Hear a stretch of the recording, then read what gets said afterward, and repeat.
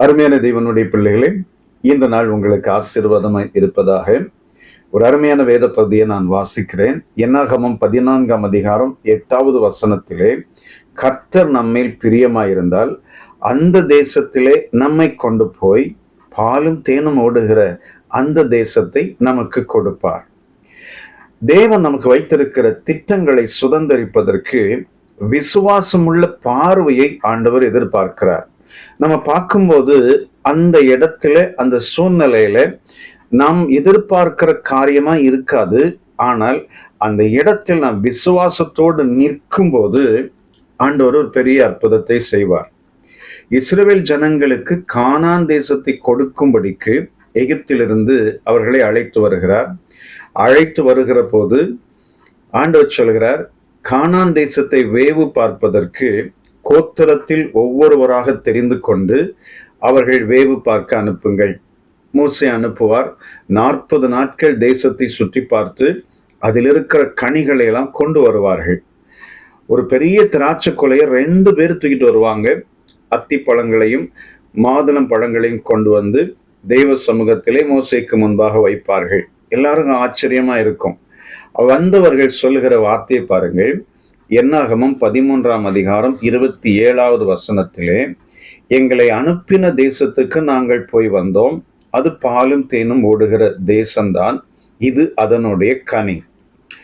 பின்பு அவர்கள் சொல்லுவார்கள், அந்த தேசத்திலே குடியிருக்கிற ஜனங்கள் பலவான்கள், பட்டணங்கள் அரணிப்பானவைகளும் மிகவும் பெரியவைகளுமாயிருக்கிறது என்று சொன்ன பிற்பாடு காலேப் சொல்லுவார், நாம் அதை எளிதாய் சுதந்தரித்துக் கொள்ளலாம் அப்படின்னு சொல்லுவார். உடனே மற்றவங்களுக்கு கோவம் வந்துடும்.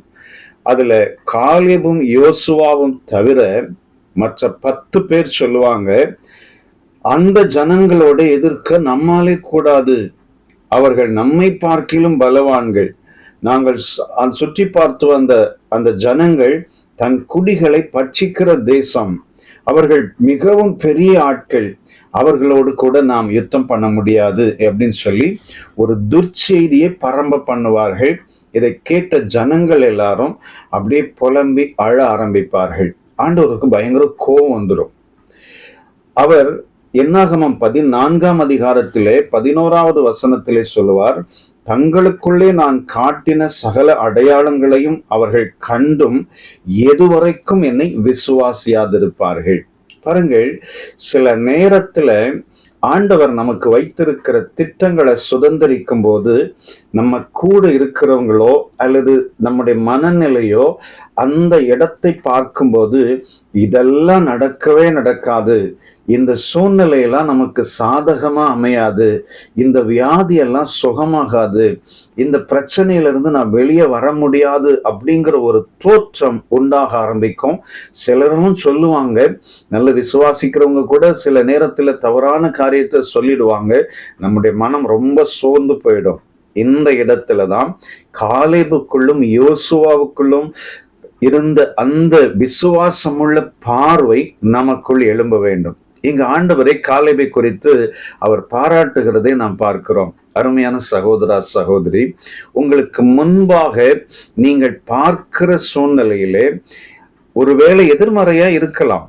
இப்ப அவங்க எப்படி பார்த்திருப்பாங்க, பெரிய திராட்சை கொலை, அந்த 2 பேர் தூக்கிட்டு வர்றாங்க, இந்த பழத்தை சாப்பிடுறவங்க எவ்வளவு பலசாலியா இருப்பாங்க, எவ்வளவு உயரமா இருப்பாங்க, இவங்களை போய் நம்ம மேற்கொள்ள முடியுமா அப்படின்னு சொல்லி நினைச்சிருப்பாங்க.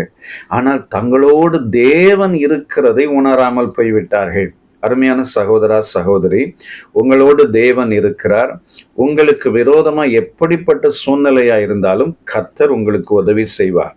ஒரு முறை ஒரு சகோதரி என்கிட்ட சொன்னாங்க, பிரதர் எனக்கு ப்ரொமோஷன் இருக்கு, ஆனா எனக்கு முன்னாடி பெரிய ரிச்சஸ் பர்சன்ஸ் இருக்காங்க, நிறைய அரசியல் பலம் உள்ளவர்கள் இருக்கிறாங்க, இந்த வேலையில் சூழ்நிலையில எனக்கு இந்த வேலை கிடைக்குமா அப்படிங்கிறது எனக்கு ஒரு பெரிய சந்தேகம். ஆனால் நான் விசுவாசிக்கிறேன், கர்த்தர் என்னை அந்த இடத்துக்கு கொண்டு போவார். எத்தனை சூழ்நிலைகள் இருந்தாலும், எவ்வளோ போராட்டங்கள் இருந்தாலும், ஆண்டவர் எனக்குன்னு வைத்திருக்கிற திட்டத்தை நான் விசுவாசத்தோடு பார்க்கிறேன். ஏன்னா ஆண்டவர் எனக்கு அதை சொல்லி இருக்கிறார். அந்த சொன்ன வார்த்தையை நான் விசுவாசித்து பார்க்கிறேன்.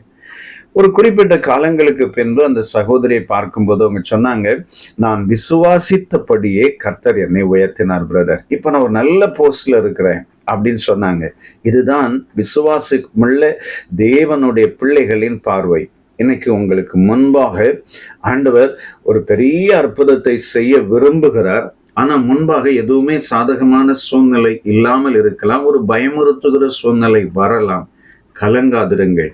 நிச்சயம் ஆண்டவர் இந்த இடத்தில் அற்புதம் செய்வார். யோசுவாவின் மேலும் காலேபின் மேலும் வைத்த அந்த விசுவாசத்தை ஆண்டவர் உங்களுக்கு கொடுக்க விரும்புகிறார். அந்த பார்வையை உங்களுக்கு கொடுக்க விரும்புகிறார். அதை எளிதாய் சுதந்திரிக்கத்தக்கதான கிருபை உங்களுக்கு கொடுக்க விரும்புகிறார். நிச்சயம் இப்படிப்பட்ட ஒரு அற்புதம் இன்றைக்கு உங்கள் வாழ்க்கையிலே நடப்பதாக நான் உங்களுக்காக ஜெபிக்கிறேன். அன்பு நிறைந்த பிதாவே, இயேசுவின் விலையேற பெற்ற நாமத்தினாலே நம்முடைய அன்பான பிள்ளைகளுக்காக நாங்கள் ஜெபிக்கிறோம்.